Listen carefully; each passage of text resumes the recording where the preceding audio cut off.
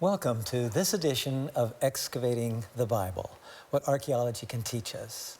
This program is dedicated to exploring the contributions of Middle Eastern archaeology to our understanding of and appreciation for the Bible.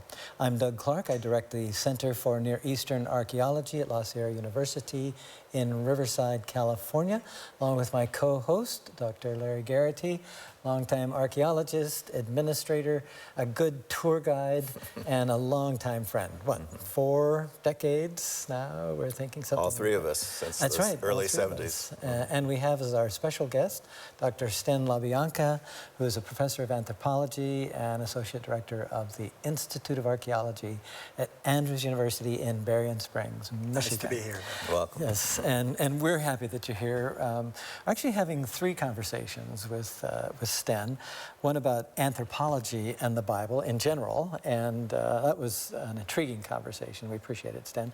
And now we want to talk about archaeology kind of pushed in the last, maybe what, 3 or 4, maybe 2 or 3 decades beyond the normal definitions.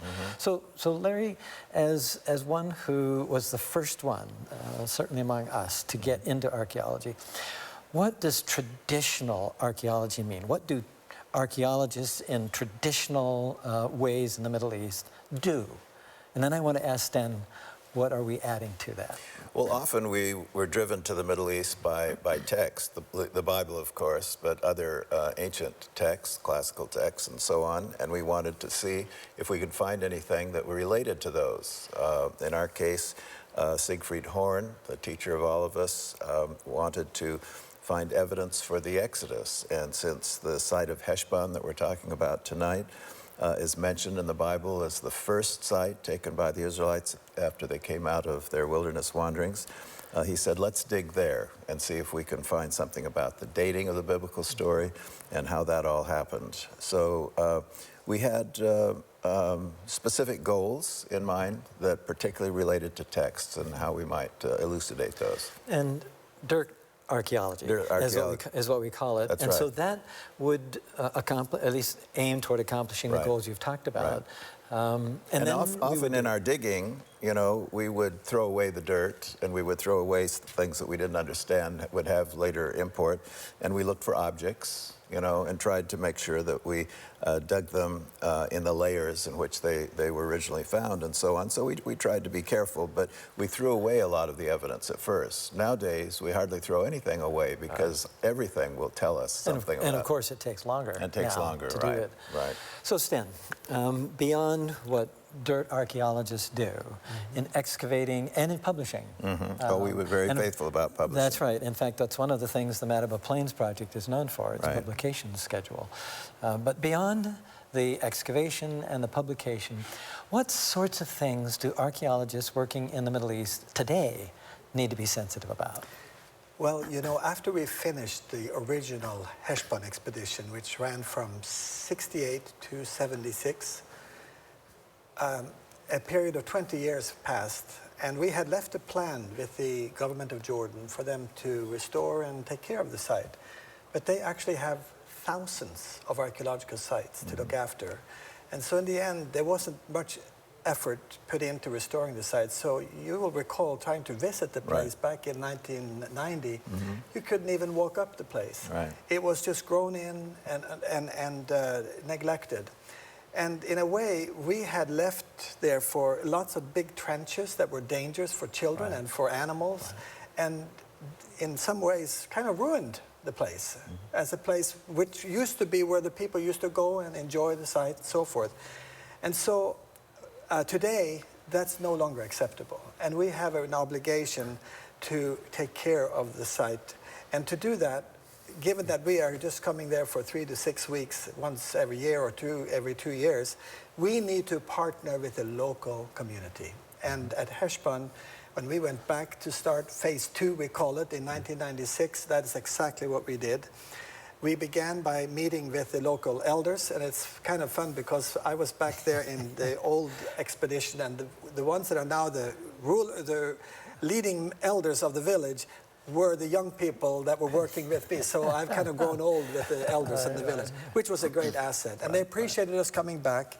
the Department of Antiquities were very supportive as we went back and we started to clean up the ruins.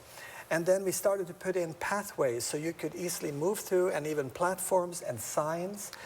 Now, it was important that we worked as far as possible with the local population. So I went to the local ironsmith and showed him a design for a sign. And then he made exactly what I wanted. And so that had a local connection.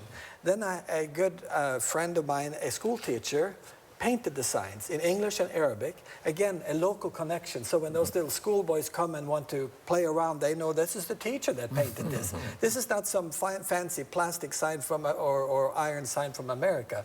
This was made locally. And so then we also went and met with the municipality mayor and explained that we want to be your partners in taking care of the site. And they then had to get a special permission from the Department of Antiquities to send their cleaning crews through the site, which they agreed to do. That was a breakthrough. It's hard to believe, but because the site is fenced and belongs to the department, the local municipality couldn't go inside. But with a letter to the Director of Antiquities requesting that permission, the door was opened and we began to create a new cooperation.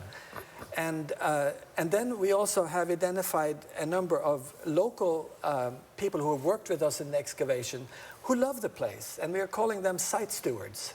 And they now are there looking after the place, and so that's the future. We now, you can come to Hespan today. In fact, you're going to have a tour there in a few weeks. And when you come in, the site is cleared, and there's a nice pathway, there's signs explaining things, and that's what's expected in the new day. So more than excavation and analysis and publication, now preservation and protection and presentation. Protecting against what? Just kind of nature's rainfall and weeds and so on.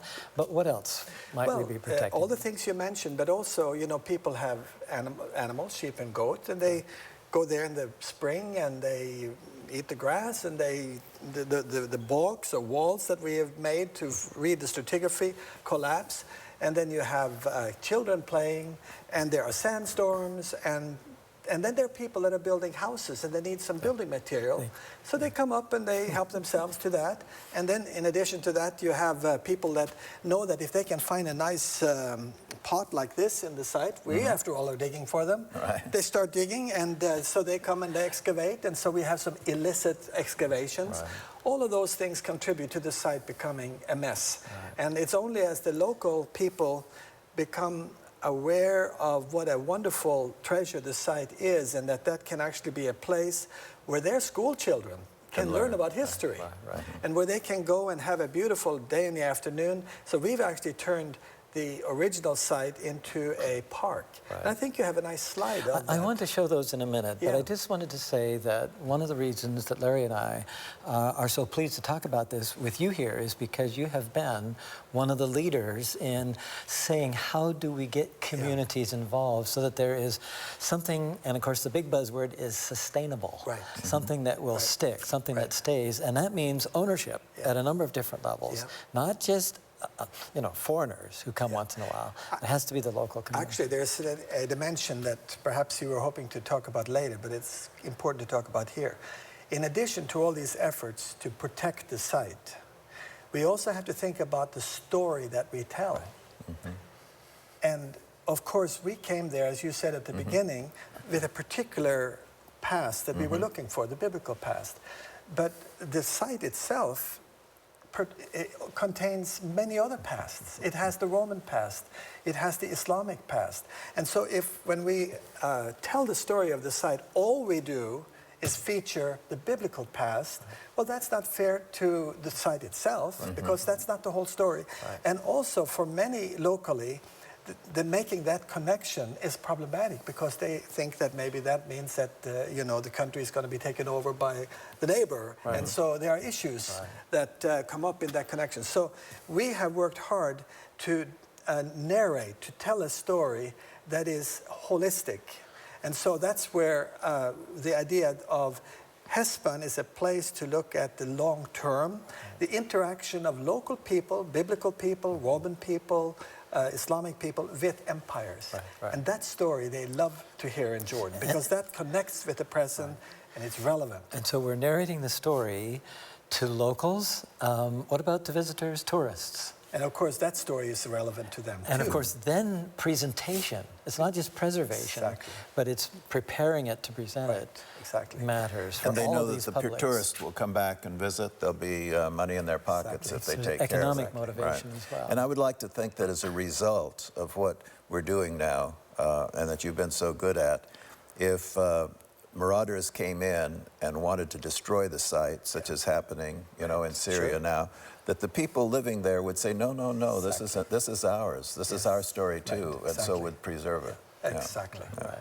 Well, I want to turn to those slides in a minute Sure. and walk through Heshbon, Hispan, a number of different names, and then some other sites too, to illustrate what we mean. But before we do that, we do have some artifacts on the table.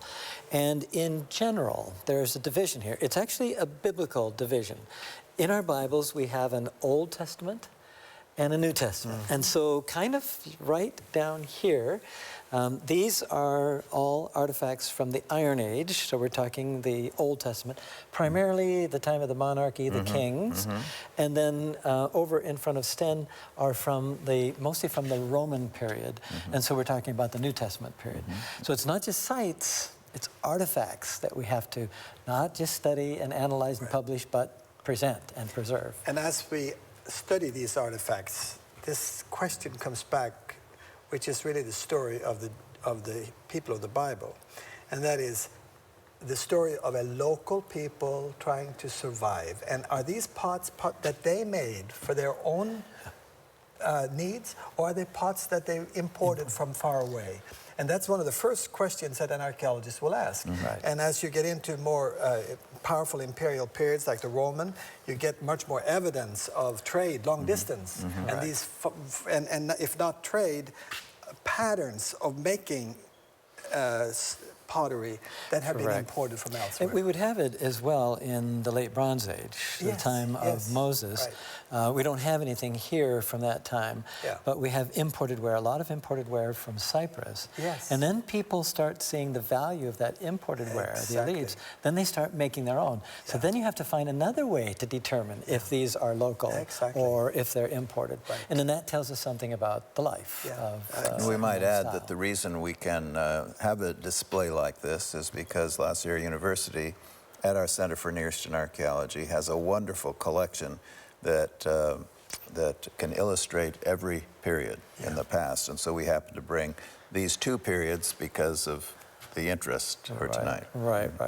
And so some general vessels here, a decanter, kind of a canteen. This one is a flask, lamp. We have a lamp over there in the Roman period. Some Roman glass, again, elite ware. That's elite ware. Cooking pots, everybody had cooking pots. You had to have stew, had to have porridge, and so general household ware for the most part. Some of it even. Figurines that can be used for spiritual purposes, or for customary purposes, or for toys, or for signifying various kinds of things. So we study those to try to present them as well. Part of the narrative, we have to do that.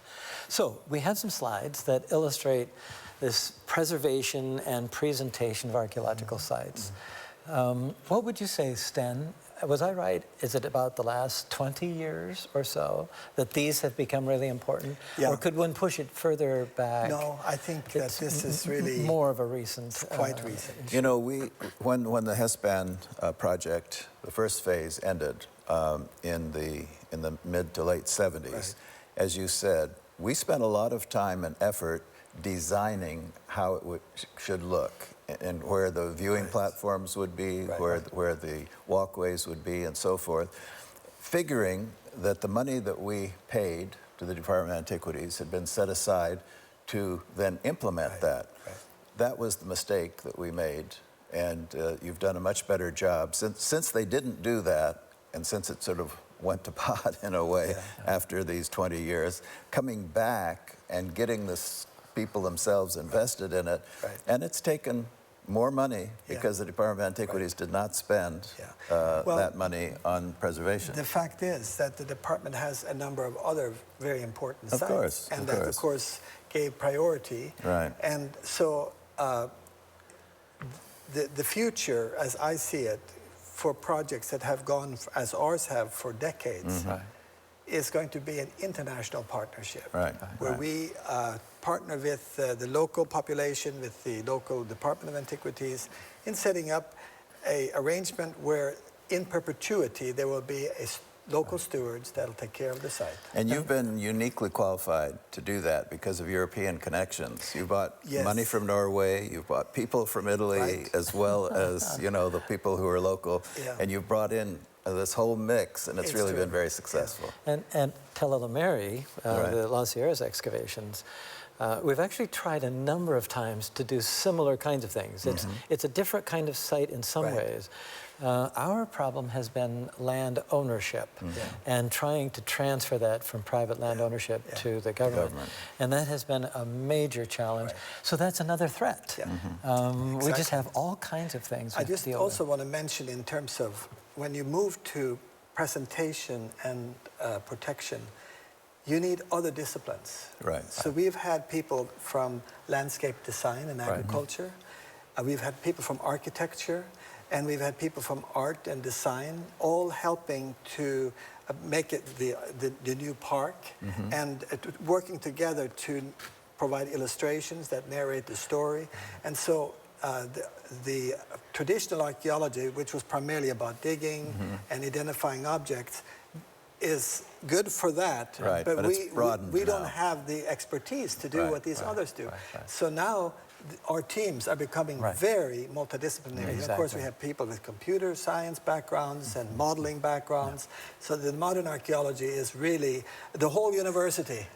I have to say this, that our team at HESPAN was one of the very first to use computers and digitizing the information that we have. Since we are at Loma Linda, I should mention that the first instance of animal bones being prepared for study was done in the Loma Linda University computer system in 1973. Pretty good. We did little computer cards, one for each bone, and we called the program Samson.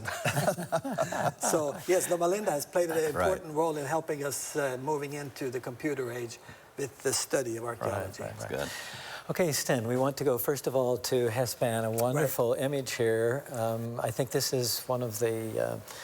David Kennedy. Who's done a lot of aerial photography. And you can see there all these trenches. Why don't you show us C, for example? So field C is down here. And then B1, which has that enormous reservoir. B is down here. There. I mean, these are dangerous places. And so we have worked hard now to make it very clear where the pathway should go, and then we have signs, and we have even some little stone borders that separate it, and so the place has become much safer and better presented. And then we'll be talking more about the sorts of buildings you actually want to reuse and do more. Exactly. A fine celebration. This is a fun celebration. I was there. So tell us about this. So one of the ways then that we marked the 40th anniversary of 1968 when we started. This would have been in 2008. We organized a celebration where we invited the municipality and some of our stakeholders from Amman, including Prince Rod, who is part of the royal family. And of course the president of Andrews University, and then many of the dignitaries from the village, also the US Embassy, which I should say provided a grant to HESPAN for the kind of preservation work. They have a grant program called Ambassador Grant for Cultural Heritage Preservation. We were one of the first projects to get that grant, and that helped us get started with what has become the pioneering work. I also want you to point to the locally made sign. It doesn't look terribly fancy, but actually it's made by the local ironsmith, painted by the local school teacher in English, and Arabic. And so there's that strong sense of connection to the local village. Signage is an extremely challenging It is. component It is. of preservation and presentation. And isn't it nice that this group is meeting in the Byzantine church? Yes, that's And where we have our... one of the reconstructed columns front of the church of is the over aisle here. is right next to it. Yeah. Right, Thanks to the embassy, we were able to restore several columns. Yeah. right. Here we are again. And another view of it here. Right. Ah, some people. Yes. Let me say, we talked about the 40th anniversary. Right. Seems like there's a 50th anniversary coming up in 2018. It is right. And the three of us have been thinking about that this week. And the sorts of, okay, I'll use the word parties, but let's say receptions and publications and presentations that we want to do to celebrate an incredibly important milestone. In archaeology, with any project. And we but said, certainly with ours. while Sten is here and we're talking about how to work out this special anniversary, let's use him in our program, Excavating the Bible. So that's why he's here tonight. That's right. That's true. Making good use of it. And we have actually a recent recipient of an honorary doctorate here, Mustafa Al-Barari, the president of the Audit Bureau of Jordan. He started out as a basket boy when he was 8 years old on our dig. Then it's American ambassador next And to him. his home is now in Hesban. Hesban, right. So he is a certainly local connected. friend of the And then project. Prince Raad from the royal family. Dr. Garrity is there. And Dr. Garrity, and then Dr. Andreasen. I don't know if he was Department of Antiquities director then. He was the Hazi first Bishop. representative from the department to our site in 1968. And he also was the director when I went back and asked for help from the department to Yes. restore. Right. So he had a big hand in that. He does. and I even see somebody that looks familiar behind the stick you know, in the middle I there. try to hide behind these posts. And then next to me, Barbara Porter, who is the director of the American Center of Oriental Research. Right. So you drew a wonderful crowd. And many in the village. Yes, and many in the village, as we might talk about this person. Right. And so this gentleman, he worked in Hesban back in the 70s when we were all young. And he grew old with us, and he kept working with us. And he was kind of my link to one of the big families. And I brought him up just to underline how important it is that Hesban is not just for the foreign excavators. It is for the local village. In a sense, this was the handover ceremony to tell them, this is yours, we are here to help out, but this is something you can be proud of. Right. The president of Andrews University talking to the prince Of Jordan. Right. And if I remember correctly, the prince came by and said, I'd like to excavate for a day or so. That's right. Where can you put me? And I think he said he wanted to be out of sight of anybody else around, so you put He him in a didn't cave. want to be bothered by people coming and asking him for things. Because he was a chamberlain. That's He right. still is. That's right, yeah. Right. So, Yeah, collaborators. It's so important. We don't work in a vacuum. I mean, we have the Madaba Plains project, of course, is behind all of this. Andrews University is a primary sponsor of the Heshban project, along with the Department of Antiquities, the municipality, and Friends of Hesban, the Research Center of the American Schools of Oriental Research in Amman, the Department Ambassador Fund, and then the University of Jordan Architecture, Grand Valley State University, University of Bergen, National Geographic Society, National Endowment for Humanities. Yes. So everyone is involved. With funding or Right. expertise. Now, we forgot to put, well, we could have put a forward slash here and the Ministry of Tourism. To mention. for Because sure. that They're certainly part of the is an department, important or the part of part this. of that. So, leaving Hesban, Yeah. Heshban, it has had those names It has, over time. yeah. And we use currently the most recent way to transliterate in It's the Arab Hispan. language, it's Hispan. So we leave that to another site, this a Roman site. So we shift now to kind of New Testament times. All of us know this site well, but it's one of our colleagues, Dr. Bert de Vries. Who got his start Who in started 1968 at Hesban. At Hesban. Was our architect, wasn't he? He was. Right. And so they are restoring, and there are a couple of buildings here, including, this is a soldier's building of some kind that's right here. I think this is part of a church. And the whole site is incredible. You can see it in one of these slides here, coming. Well, there's a Roman, it's a water reservoir. And it looks like the site, okay, I think the slide dropped somewhere, but it showed the whole site. This is important because it's happening right now. Yes. The restoration, the presentation, the preservation is happening right now.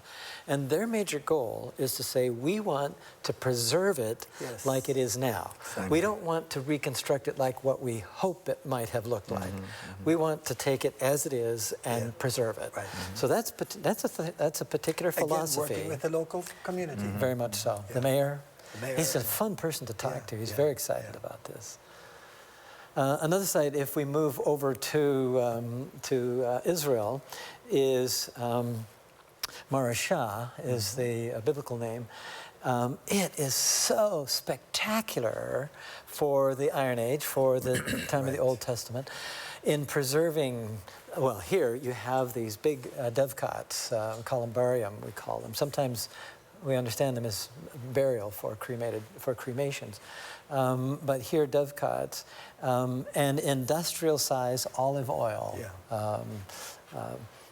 production. And so they are now preserved and they can now present. And so this means people, visitors, guests, tourists, can now find out more about the Bible by visiting sites that we've taken the extra step of preserving and presenting. Exactly. It's an important part. Another one here, indicated by the red star here, is Hatzor or Hazor. Mentioned in Joshua 11. Yes, actually an extremely important, and in Judges, Judges shows up too. in Judges as well. And so we have a number of things very nicely preserved and protected and presented. Partially restored? And that's correct. These have been partially restored. Yeah. And typically in Israel, you'll see a line that's painted where the original was and then where the restoration is. That actually gives us a better way of understanding. But here is a six-chambered gate. So you have these 4 piers on each side coming across, dated typically and connected to Solomon. Solomonic gate. And then a Canaanite palace. So here they've taken the extra effort of covering it. Right. As we'll see at Tel Dan, further in the north, the last site that we'll visit. Larry, what does that framework enclose? Well, we know that according to the Bible, Dan and Bethel was the northern and southern sites that Jeroboam erected to have a golden calf so that people wouldn't go down into Jerusalem after the division of the kingdoms, Israel and Judah. And so this is the northernmost, and the metalwork there indicates what the original altar would look like, the size of it. Right. Yeah. Now, another element of protection here with this Middle Bronze Age, maybe 1600 or so BC gateway protected. You know, the amazing thing about that gateway is that it could have been used by Abraham when he was chasing Lot. You know the story about the individuals who were after Lot? Right. Yeah. And by protecting it, we now can see it. Right. Thank you, Larry. Thank you, Sten. Thank all of you for joining us for this edition of Excavating the Bible. We hope this has provided some food for thought and something for your soul. We look forward to next time. Until then, think ancient. Keep believing and keep exploring. For Excavating the Bible, I'm Doug Clark.